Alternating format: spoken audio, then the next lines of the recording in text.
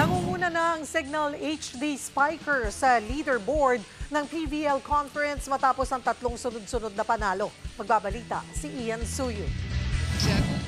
Tuloy ang abante ng Signal HD Spikers sa PVL All-Filipino Conference. Matapos ang kanilang back-to-back wins, sunod naman nilang pinadapa ang Chocomucho Flying Titans. Agad nakuha ng Signal ang first two sets bago nakabawi ang Chocomucho sa third set.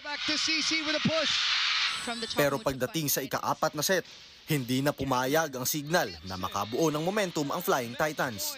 Panalo ang HD Spikers sa score na 25-18, 25-18, 25-20 at 25-22.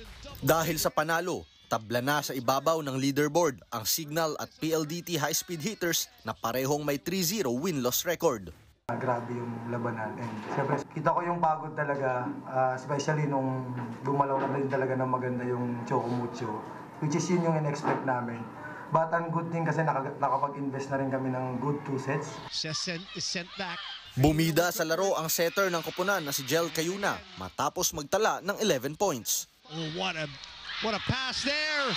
14 points naman para sa veteranang open spiker na si Ces Molina. Malaking bagay po sa amin kasi tulad nga ng sabi niyo po na siya sila sa matibay na team and 100% sure na makakatulong sa amin sa mga next games pa namin.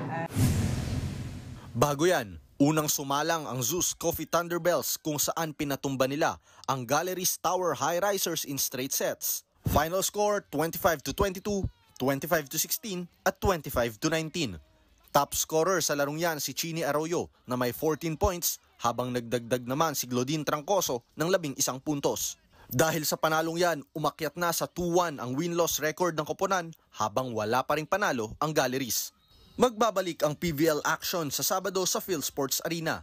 Unang magtatapat ang Capital One Solar Spikers at NextLed Chameleons habang susundan yan ng sagupaan sa pagitan ng Akari Chargers at Farm Fresh Foxes.